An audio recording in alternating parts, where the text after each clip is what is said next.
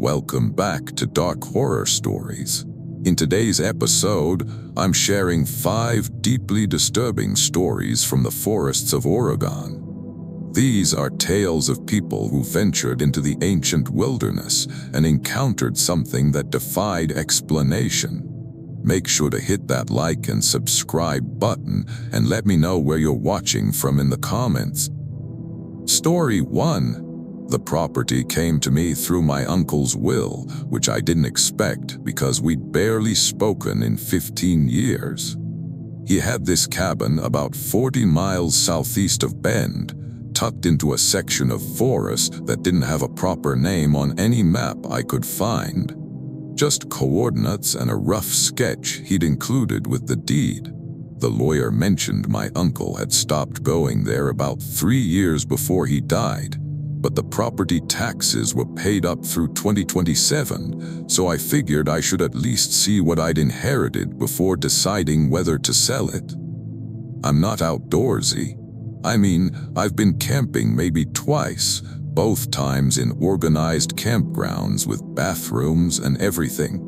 But I'd just gotten laid off from my job at the marketing firm, and my lease was up, and driving out to see some remote cabin felt like exactly the kind of impulsive thing I needed to do. Maybe I'd even stay there a few weeks, save on rent, figure out my next move. The drive took longer than I expected. Cell service dropped about 2 hours in, and the GPS kept trying to reroute me back to the highway. I had to use my uncle's hand-drawn map for the last 16 miles, following logging roads that hadn't been maintained in what looked like a decade. Branches scraped both sides of my Civic. I kept thinking about having to explain the paint damage to the dealership. When I finally found the turnoff, marked by a faded orange ribbon tied to a Douglas fir, I almost missed it. The cabin sat in a small clearing, maybe 30 yards across, with forest pressing in on every side. It was smaller than I'd pictured, one room from what I could see with a covered porch and a stone chimney. The logs were dark with age, and moss grew thick on the north-facing roof. I parked and sat there for a minute, engine ticking as it cooled. It was early afternoon, but the canopy was so dense that the light had this filtered underwater quality to it. Everything smelled like wet earth and pine needles. When I opened my car door, the silence hit me first. No birds, no insects, just this heavy muffled quiet that made my ears ring. The cabin was unlocked. The door swung open when I pushed it, hinges squealing. Inside smelled stale and slightly sweet, like old wood and something I couldn't identify. There was a cot with a bare mattress, a wood stove, some shelves with canned goods and supplies, and a small table with 2 chairs. One window on each wall, all of them intact. On the table sat a spiral notebook, the cover warped from moisture. I picked it up without really thinking about it.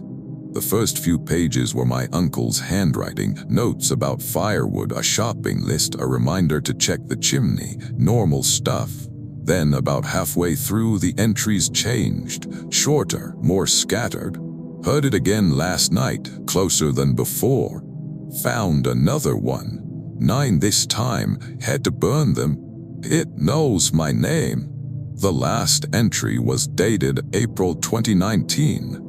Leaving for good. Don't come back here.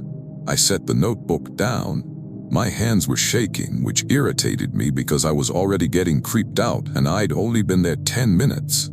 I told myself my uncle had probably been dealing with some kind of mental decline, that these notes didn't mean anything. People get paranoid when they spend too much time alone in the woods. That's just how it works. I spent the next hour unloading my car, sleeping bag, food, lantern, the gear I'd bought at REI before leaving Portland. The guy at the store had been really enthusiastic about everything, showing me how to use the camp stove, explaining the difference between sleeping bag ratings. I'd nodded along, feeling like a fraud. Now I was grateful for his thoroughness. By the time I finished, the light was starting to fade. I heated up some soup on the camp stove and ate it sitting on the porch steps, watching the tree line. The silence had gotten deeper. I kept expecting to hear something, an owl, coyotes, even whine through the branches, but there was nothing, just that heavy, suffocating quiet. I went to bed early more because there was nothing else to do than because I was tired. The cot creaked under my weight and the sleeping bag smelled like the factory it came from. I'd left one of the lanterns burning low on the table and it cast shifting shadows across the log walls. I don't know what time it was when I woke up. Still dark. The lantern had gone out and for a few seconds I couldn't remember where I was. Then I heard it.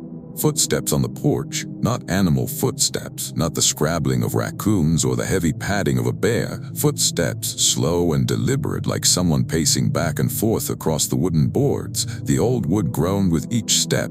I lay there frozen, barely breathing. The footsteps continued. 5 steps in one direction. Pause, 5 steps back, over and over. I tried to convince myself it was a branch scraping the roof, or the cabin settling, or literally anything else, but I knew what footsteps sounded like. After what felt like an hour but was probably 10 minutes, the footsteps stopped. The silence that followed was somehow worse. I stayed completely still, listening so hard my head hurt. Then I heard something else. A soft sound right outside the nearest window, like fingernails tapping on glass. Gentle, almost playful. Tap, tap. Tap, tap, tap, tap. My mouth had gone completely dry. I wanted to look to see what was out there, but I couldn't make myself move. The tapping continued, moving from window to window, circling the cabin. When it reached the window directly across from my cot, it stopped. I could feel something looking at me through the glass. I don't know how I knew, but I knew. Something was standing right there, inches away from the window, staring into the darkness where I lay. I pulled the sleeping bag over my head like a child hiding from nightmares, and I stayed there until I saw gray light bleeding through the fabric. When I finally got up, my whole body ached from being tensed for hours. I checked every window. Nothing. No marks on the glass, no tracks in the dirt around the cabin. The porch was empty. I walked around the entire structure twice, looking for any sign of what I'd heard. There was nothing. I made coffee, my hands still shaky. I told myself I'd imagined it, or half-dreamed it, or maybe there'd been an animal after all and my fear had made it sound like footsteps. I was sitting on the porch steps, trying to decide whether to pack up and leave when I saw them. Hanging between 2 trees at the edge of the clearing, maybe 20 feet away, was a line of something. I had to get closer to see what they were, though part of me really didn't want to. When I did, my stomach went cold. Small bones, bleached white, strung together with what looked like thin wire or cord. They swayed slightly in a breeze I couldn't feel. There were maybe 15 of them spaced evenly along the line. Bird bones, I thought at first, but some of them looked wrong. Too long or jointed in ways that didn't make sense, and between them, carved into small pieces of bark, were symbols. Simple shapes, circles, lines, crosses, drawn in something dark that could have been ink or could have been something else. I stood there staring at it for I don't know how long. This is what my uncle had found. This is what he'd written about burning, and whoever or whatever had made it knew I was here now. I didn't go back inside the cabin. I threw everything into my car in about 5 minutes, not even bothering to fold the sleeping bag or organize anything. My hands were shaking so badly I dropped my keys twice. As I started the engine, I looked back at the cabin one more time. There was someone standing at the edge of the clearing, or something. It was tall and thin, partially obscured by trees, and it didn't move as I stared at it.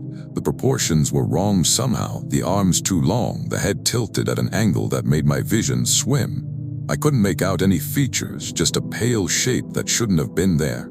I put the car in reverse and drove backward down that trail for probably a quarter mile before I felt safe enough to turn around. Branches scraped the paint. I didn't care, I just needed to get away from there. The property is still in my name. I get tax bills for it every year. I haven't been back and I'm never going back. Sometimes late at night in my apartment, I hear tapping on my windows. Always gentle, always the same pattern. Tap, tap, tap, tap, tap, tap. I live on the 4th floor. Story 2. My brother Dylan and I had this tradition where we'd go hiking every October, usually somewhere in the Cascade Range. It was his idea originally, back when we were in our 20s, and he was trying to get me to be more active. I was never as into it as he was. He had all the gear, knew all the trails, could navigate with just a map and compass, while I fumbled with my phone's GPS. But I went because it was our thing, you know. A couple days every year where we'd disconnect and just talk and walk and remember we actually liked each other. In 2018, Dylan wanted to try this trail he'd found in the Umpqua National Forest. He'd been researching it for months, showing me photos from some hiking blog, explaining how it wasn't too difficult but was remote enough that we'd probably have it to ourselves. The trailhead was called Devil's Creek, which should have been my first warning, but I just laughed it off. Dylan rolled his eyes at my superstition. He was always the rational one. We started the hike around 8 in the morning on a Saturday. It was one of those perfect October days, cool but not cold, sun filtering through the trees, leaves just starting to turn. The trail followed a creek for the first few miles, and we could hear the water rushing over rocks, see salmon working their way upstream. Dylan stopped every 20 minutes to take photos. He was planning to make a coffee table book of his hiking pictures someday, though he never did finish it. Around noon, we stopped for lunch near what was supposed to be a waterfall according to the map. It was there, but it was smaller than we'd expected, maybe 8 feet high, the water trickling more than falling. We sat on a flat rock and ate the sandwiches we'd packed, turkey and Swiss for me, roast beef for Dylan. I remember thinking mine tasted slightly off, like the bread had gotten damp, but I ate it anyway because we had at least 5 more miles to hike. That's when Dylan noticed the trail split. On the map there was only one trail, but ahead of us the path clearly diverged, one branch continuing to follow the creek, the other heading uphill into denser forest. Dylan pulled out the map, turning it around, comparing it to our surroundings. "That's weird," he said. "This isn't marked." I suggested we stick to the main trail, the one that matched the map. But Dylan was curious. He wanted to see where the second path went, just for a little while, maybe a quarter mile. "If it doesn't go anywhere interesting," he said, "we'll turn around." I should have pushed back harder, but I didn't, because arguing with Dylan when he got curious was like arguing with weather. The unmarked trail was narrower, overgrown in places like it wasn't used much. Branches hung low enough that we had to duck sometimes. The trees pressed in closer here, blocking out more of the light. After about 10 minutes, I noticed we couldn't hear the creek anymore. Just our footsteps and our breathing and the occasional rustle of leaves. Dylan stopped suddenly. He was staring at something on the ground. When I caught up to him, I saw it too, a boot print in the dirt, just one. It was fresh, the edges still sharp, pressed maybe half an inch deep. But there were no other prints around it, no trail leading up to it, no prints leading away from it. Just that single print right in the middle of the path, like someone had dropped out of the sky, taken one step and vanished. "That's impossible," I said, though it was right there in front of us. Dylan was crouching next to it, examining it without touching it. "It's recent," he said. "Last few hours, maybe." We stood there for a while, both of us trying to figure out an explanation. Maybe someone had walked backward in their own footprints. Maybe there were other tracks we weren't seeing. But the more we looked, the clearer it became. One print, nothing else. "We should go back," I said. Dylan nodded slowly, but when we turned around, the trail behind us looked different. Not dramatically different. The trees were the same, the path was in the same place, but something about it felt wrong, like we were looking at a photograph of where we'd been instead of the actual place. We walked back the way we'd come, neither of us talking. I kept expecting to see the creek, to hear the water, but the forest just continued. After 20 minutes, Dylan stopped again. "This is taking too long," he said. He was right. We'd only been on the unmarked trail for 10, maybe 15 minutes. We should have reached the fork by now. We kept going. The light was getting dimmer, though it was only early afternoon. The trees seemed to lean inward, their branches interlocking overhead. I pulled out my phone to check the time and saw I had no signal, which I'd expected, but the time display was flickering, jumping between 1:47 and 5:23 and 9:12. "Dylan," I said, holding up my phone. He checked his watch, a mechanical one our grandfather had given him. The hands were spinning clockwise and then counterclockwise, too fast to track. That's when we heard it, a voice calling from somewhere in the trees, a woman's voice, high and clear. "Help! Someone help me!" We both froze. Dylan looked at me. "There's someone out here," he said. "We need to find her." He started moving toward the voice before I could stop him. The voice kept calling, always from just ahead of us, always out of sight. "Help me, please!" We pushed through underbrush, Dylan calling out that we were coming, that we'd help her. The voice led us deeper into the forest, off the trail entirely now, through sections where there was no path at all. And then the voice changed. It was subtle at first. The pitch shifted slightly, the words came a little slower. Then I recognized it. The voice was mine. It was my voice calling for help from somewhere ahead of us. My voice, exactly as I sounded, screaming for someone to help me. Dylan had stopped moving. He was staring at me, his face pale. "Eli," he whispered, "you hear that too, right?" I nodded, unable to speak. My own voice continued calling from the trees, begging for help, growing more desperate. Then Dylan's voice joined it. His voice calling from a different direction, shouting my name. We ran. I don't remember making the decision to run, but suddenly we were crashing through the forest, branches whipping our faces, roots trying to trip us. Our voices followed us, calling to each other from every direction, sometimes begging, sometimes laughing, sometimes just saying our names over and over in different tones. I don't know how long we ran.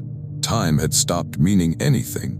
But eventually, somehow, we burst out onto a trail, the real trail, the one from the map, and we could hear the creek again. The voices cut off instantly, like someone had flipped a switch. We didn't stop running until we reached the parking lot. We threw our gear in Dylan's truck and drove for an hour before either of us spoke. "That didn't happen," Dylan said finally, but his hands were shaking on the steering wheel. "We've never talked about it since, not really. We stopped doing our October hikes after that year. Dylan says it's because he got too busy with work, and I don't correct him, but I know he hears it sometimes too. I've seen him stop mid-conversation, his head tilting like he's listening to something just out of range. Last month I got a weird email with no sender, no subject line. When I opened it, it was just an audio file. I knew I shouldn't play it, but I did. It was my voice screaming for help in those woods, exactly as I'd heard it that day. The file was dated 3 days ago.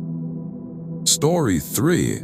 I was working for a private timber survey company the summer I turned 31, doing grunt work mostly, marking trees, taking measurements, hauling equipment through the woods while the actual surveyors did the technical stuff.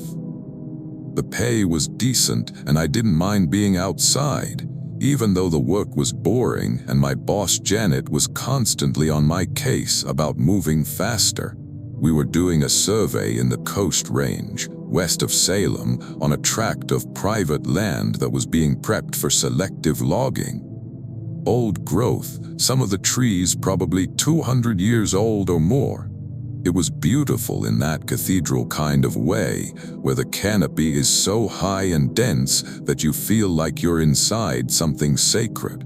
Our crew was 4 people, Janet, me, a guy named Patrick who never stopped talking about his CrossFit routine, and a younger woman named Heather who was studying forestry at Oregon State. We'd been on this particular tract for 3 days, working our way systematically through the sections, and everything had been routine, exhausting but routine. On the 4th day, Janet told me to scout ahead about half a mile to mark a boundary line. She gave me a GPS unit, flagging tape, and a radio, then sent me off while the rest of them finished the section they were working on. I didn't mind. Patrick's CrossFit stories were getting old, and I liked having some time alone in the woods. The boundary line cut through a section where the forest changed. The trees got older, bigger, their trunks wide enough that 3 people couldn't link hands around them. The ground was covered in ferns that came up to my knees, and moss hung from every branch in long, pale curtains. It was darker here, colder. My breath came out in small clouds even though it was July. I'd been marking trees for maybe 20 minutes when I found the clearing. It wasn't on any of our maps.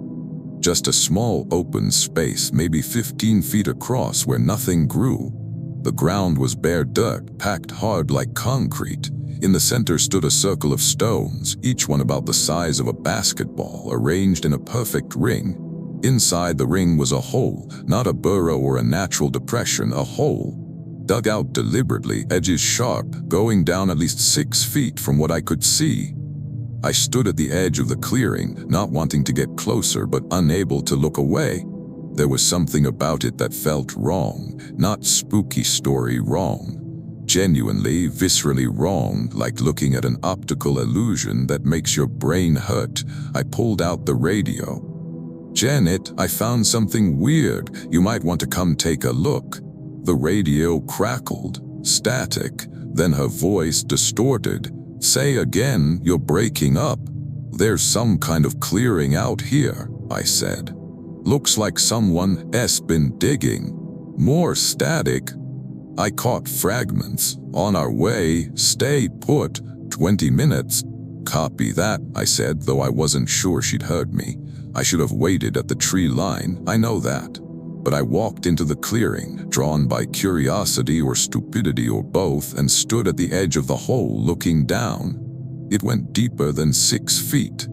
The sides were smooth, like they'd been carved rather than dug, and at the bottom I could see. I don't know what I saw at first. It looked like fabric maybe, or pale leather. Then it moved, just slightly, a ripple like something breathing. I stepped back fast, nearly tripping over one of the stones. As I did, I heard a sound from the hole, a wet, sliding sound like something dragging itself across mud. Then a smell hit me, thick and rotten, like meat that's been sitting in the sun for days. Something was coming up from the hole. I backed away, still watching, unable to turn around. The sliding sound got louder. Then I saw fingers appear at the edge of the hole, gripping the dirt. They were wrong. Too long, the joints bending too many times, the skin so pale it was almost translucent. More fingers emerged, then a hand, then an arm. I ran. Branches tore at my clothes and face. I still had the GPS, was trying to navigate back to where I'd left Janet and the others, but my hands were shaking so badly I could barely read the screen. Behind me, I heard something moving through the ferns. Not running, following at walking pace, steady, patient. The radio on my belt crackled. A voice came through, but it was Janet's. It was thin and rasping, with an echo like it was speaking from inside a tunnel. "You looked," the voice said. "You saw me, now I can see you." I ripped the radio off my belt and threw it into the undergrowth, kept running. My lungs burned. I tripped over roots twice, got back up, kept going. The forest seemed to stretch on forever, the trees all looking identical, the ferns grabbing at my legs. Finally, I heard Patrick's voice calling my name. Real Patrick, not whatever had been on the radio. I shouted back, and a few seconds later I crashed through the brush into the section where they were working. Janet grabbed my arm. "Jesus Christ, what happened? You look like you've seen a ghost." I tried to explain, the words coming out jumbled and too fast. The hole, the fingers, the voice on the radio. Patrick was staring at me like I'd lost my mind. Heather looked genuinely frightened, though I don't know if it was because of what I was saying or how I was acting. Janet made a decision quickly. "We're done for today, pack it up." We hiked back to the vehicles faster than we'd ever moved before. Nobody talked much. When we reached the trucks, I climbed into the cab of Janet's pickup and saw myself in the side mirror. There were handprints on my backpack, pale and smudged like something had been gripping it right between my shoulder blades. The fingers were too long. I could count the joints, 7 per finger. I burned that backpack that night. Janet called the following day and said the client had decided to halt the survey pending some environmental review. We'd all be reassigned to different projects. I didn't ask questions. 2 weeks later, Heather told me she'd quit and gone back to school. Patrick moved to Idaho for a different job. I never saw Janet again, but I got a text from an unknown number about a month later. No words, just a photo. It was the clearing taken from above like drone footage. In the center where the hole had been was a mound of fresh dirt, and standing at the edge of the trees looking up at the camera was a figure, tall and thin and pale. The photo's metadata said it was taken at the exact moment I received the text. Story 4. My girlfriend at the time, Rebecca, was into photography. Not professionally, she worked as a paralegal, but she was serious about it in the way people get serious about hobbies they wish were their jobs.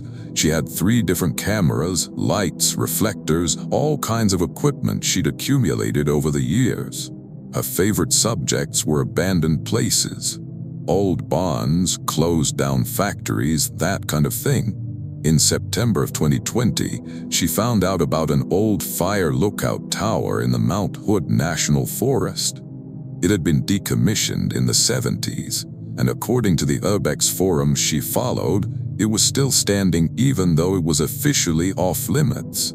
She'd been wanting to photograph it for months, but she needed someone to come with her for safety, and most of her photographer friends were too concerned about trespassing charges. I wasn't excited about it, but we'd been dating for almost a year and I was trying to be supportive. So I said yes. The hike to the tower took longer than expected because the trail had deteriorated to almost nothing. We were navigating mostly by GPS, pushing through overgrown sections where there was barely a path. Rebecca was in her element, stopping every few minutes to photograph moss patterns or interesting tree formations. I carried the equipment bag and tried not to think about how much trouble we could get in if a ranger found us. The tower appeared suddenly, rising above the tree line.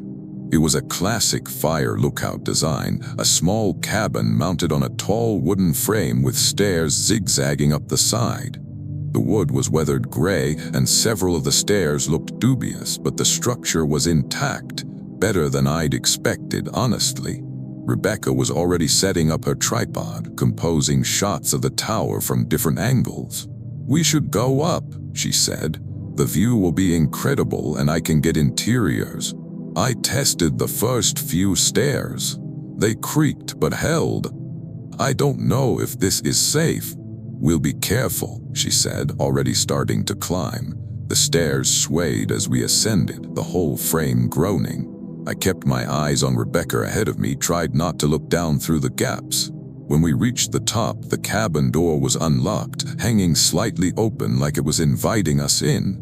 The interior was a single room, maybe 12 feet square, with windows on all 4 sides. Most of the glass was intact, though dirty. There was an old desk, a chair lying on its side, some rusted equipment I didn't recognize. Graffiti covered one wall, names and dates going back decades.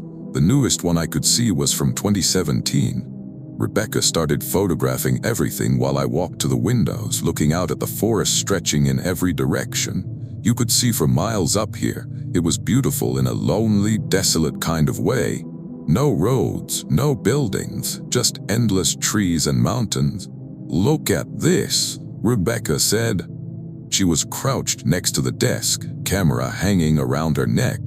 On the floor beneath the desk was a trapdoor about 3 feet square with a metal ring for a handle. I hadn't noticed it when we first came in. "That's probably just storage," I said, but Rebecca was already pulling on the ring. The trapdoor opened with a scraping sound, revealing a dark space below. Not a basement, there wouldn't be a basement in a tower.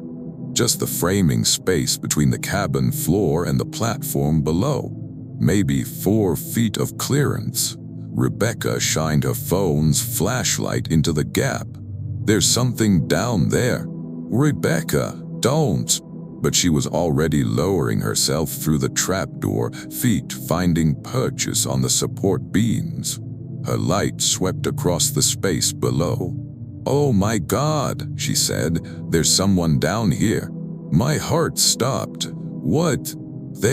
Wait, no, it's not." Her voice cut off. Then I heard her scream. I dropped to my knees at the trapdoor edge. "Rebecca!" Her phone light was still on, lying on one of the beams, casting wild shadows. I could see her struggling with something, but the angle was wrong and I couldn't tell what. She was making sounds, not screaming anymore, but these awful gasping noises. I dropped down through the trapdoor without thinking, landing hard on the beams. The space was cramped and dark, thick with the smell of rot and mildew. Rebecca was a few feet away, pressed against one of the support posts, her hands scrabbling at her throat. There was nothing there, nothing I could see. But her neck was bent at an angle, like someone was pulling her head sideways, and there were indentations appearing on her skin, fingerprints pressing into her throat, deep enough to leave marks. I grabbed her and pulled, trying to drag her back to the trapdoor. Whatever was holding her resisted. I couldn't see it, but I could feel it. A cold presence, something that shouldn't exist but did. Rebecca's eyes were rolling back, her lips turning blue. I did the only thing I could think of. I punched at the empty air where something should have been. My fist connected with something solid, something cold and slick. Whatever was made a sound, a high, keening wail that hurt my ears, and suddenly Rebecca was free. We scrambled for the trapdoor, hauling ourselves back up into the cabin. I slammed the trapdoor shut and dragged the desk over it. Rebecca was coughing, gasping, her hands at her throat. When I looked at her neck, I saw perfect handprints, 4 fingers and a thumb on each side. The prints were darker than bruises should be, almost black, and they were cold to the touch. We got out of that tower faster than I thought possible, half falling down the stairs, running through the forest without looking back. We didn't stop until we reached the car. Rebecca never told anyone what happened. The marks on her neck lasted for 3 weeks, and no amount of makeup could fully cover them. Her doctor couldn't explain them, said they looked like frostbite, but that didn't make sense. We broke up 2 months later, not because of what happened exactly, but because we couldn't be around each other without remembering. I never went hiking again. Rebecca sold all her camera equipment. Last year, I read that the tower had collapsed. A storm, supposedly, though the Forest Service report said the structure had been sound during their last inspection. They found something when they cleared the debris, a body in the framing space beneath the cabin floor. It had been there for decades, they said, too degraded to identify. The only distinguishing feature was the hands. They were wrong somehow, according to the report. The fingers were too long and there were too many joints. The report was sealed after that, classified as an ongoing investigation. But I know what was in that tower. And I know it wasn't the only one. Story 5. I inherited my grandmother's house outside of Eugene in the spring of 2021. She'd lived there alone for the last 30 years of her life, and when she died at 93, I was the only grandchild who'd stayed in Oregon, so the house came to me. It was a tiny place, 2 bedrooms, sitting on 3 acres of forest land at the end of a private road. Needed work, the roof leaked, the porch was sagging, but it was paid off and mine, which felt like a miracle given my student loan debt. I moved in during May with the intention of fixing it up and maybe living there permanently. Remote work made it possible. My girlfriend Simone wasn't thrilled about the location, she preferred the city, but she agreed to come stay with me for a few weeks to help clean the place out and see if it was livable. My grandmother had been a pack rat. Every closet and drawer was crammed with stuff, old clothes, newspapers, knickknacks, papers going back decades. We spent the first 3 days just sorting through it all, deciding what to keep, what to donate, what to throw away. Most of it was junk, but there were some treasures, photo albums, my grandfather's military medals, a jewelry box with my grandmother's wedding ring. On the fourth day, Simone found the letters. They were in a shoebox at the back of my grandmother's closet, underneath some quilts. Maybe 40 or 50 envelopes, all addressed to my grandmother in the same handwriting, all postmarked from different years. 1963, 1967, 1971, spread out across decades.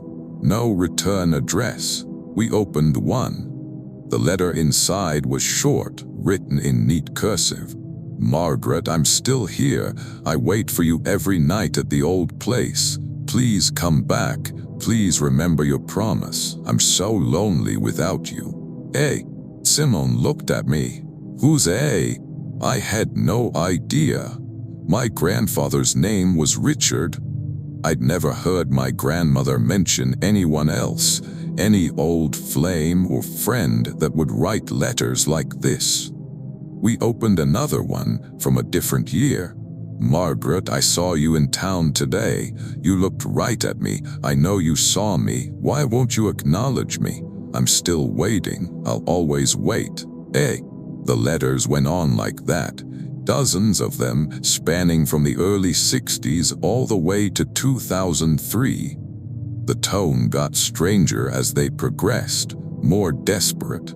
The last one we found was dated 6 months before my grandfather died. "Margaret, I heard your husband is sick. When he's gone, will you finally come back to me? I've waited so long. I've been so patient. The forest misses you. I miss you." "Hey, this is creepy as hell," Simone said. "Your grandmother had a stalker." "Maybe, but something about the letters didn't feel like stalking. They felt sadder than that, more like someone who genuinely believed my grandmother had made a promise and broken it." That night, I couldn't sleep. I kept thinking about the letters, about my grandmother living in this house for 30 years with someone writing to her, waiting for her. Around 2 in the morning, I got up to get some water and noticed the back door was open. Not unlocked, open, standing wide, letting in the cold night air. I knew I'd locked it before bed. I was obsessive about locks, always had been. But there it was, open, the forest beyond just darkness and the silhouettes of trees. I closed it, locked it again, checked the deadbolt twice, went back to bed. Simone was still asleep, curled up with her back to me. 20 minutes later, I heard the door open again. This time I got up faster, walked quietly to the kitchen. The door was open again, swaying slightly in a breeze I couldn't feel. I stood there in the dark, staring out at the forest, and I saw something move between the trees. A pale shape, human-sized, standing about 30 feet from the house. It wasn't moving, just standing there watching. I couldn't make out any features, just the silhouette of something that shouldn't be there. I slammed the door and locked it, grabbed a chair from the kitchen table and wedged it under the doorknob. My hands were shaking. When I turned around, Simone was standing in the bedroom doorway. "What's going on?" she asked, her voice still foggy with sleep. "There's someone outside." We called 911. The dispatcher said they'd send a deputy, but it would take at least 30 minutes given how remote we were. We sat in the living room with all the lights on, waiting. The back door stayed closed, but I could feel something outside pressing against the house. Not a physical pressure, just this sense of presence, like the walls were too thin. When the deputy finally arrived, he searched the property with a flashlight, checked the woods around the house. Found nothing. No footprints, no signs of anyone. He was polite, but clearly thought we'd overreacted. "Lots of wildlife out here," he said. "Deer, coyotes. Trick of the light can make things look like people." After he left, Simone wanted to go back to the city. I convinced her to stay one more night, told her we'd leave in the morning if she still felt unsafe, but I couldn't leave it alone. I went back to the shoebox of letters, looking for clues, and found something I'd missed before. A piece of paper folded at the bottom of the box, underneath all the envelopes. It was a map, hand-drawn, showing the property and the surrounding forest. Someone had marked a spot about half a mile into the woods with an X and written next to it, "Our place, where we met, where I'll always wait. Don't even think about it," Simone said when I showed her. But I was already thinking about it. About my grandmother living here for 30 years, keeping these letters, never going back to wherever this place was. About someone waiting in the woods, writing letters for decades, never giving up. The next morning, I told Simone I was going for a walk. She didn't try to stop me, just said if I wasn't back in an hour, she was calling the police. I took the map and my phone, even though I knew there was no cell service this deep in the property. The X on the map led me to a small clearing I'd never noticed before, hidden behind a ledge thick with Douglas firs. In the center of the clearing was a stone bench, old and weathered, moss growing in the crevices. It looked like something from a formal garden, completely out of place in the middle of the woods. Sitting on the bench was a figure, tall and thin, dressed in clothes that looked decades out of date, a white shirt, dark trousers, shoes that were more like slippers. The face was wrong, not disfigured, not monstrous, just wrong. The features were too smooth, too symmetrical, like a mask or a painting. The eyes were the worst part, completely black, reflecting nothing. "You're not Margaret," it said. The voice was soft, almost gentle. I couldn't move, couldn't speak, just stood there frozen while this thing looked at me. "She broke her promise," it continued. "We met here when she was young. She said she'd come back. She said we'd be together forever, but she married someone else. She left me here waiting." "I'm sorry," I managed to say, though I don't know why I apologized. The thing tilted its head. "You're her blood. I can see her in your face. Maybe you'll keep the promise for her." It stood up from the bench and I ran. I don't remember the path back, don't remember anything except crashing through the undergrowth, branches tearing at my clothes, my lungs burning. I reached the house and found Simone already packing the car. "We're leaving," she said, "right now." I didn't argue. We drove back to the city and I never went back to that house. I hired someone to sell it as is, took the first offer I got even though it was below market value. The new owners are a couple from California. I wonder if they've found the letters. I wonder if they've seen it in the woods. Last month I received a letter, no return address, postmarked from Eugene. Inside was a single line in that same neat cursive. "I'll keep waiting, even if it takes another generation." Hey, I burned it, but I know that doesn't matter. It's still out there in those woods, sitting on that stone bench, waiting. Thanks for watching. If you enjoyed these stories, hit that like button and subscribe for more. Let me know in the comments which story unsettled you most, and share this with your friends who love a good scare. Until next time, stay safe out there.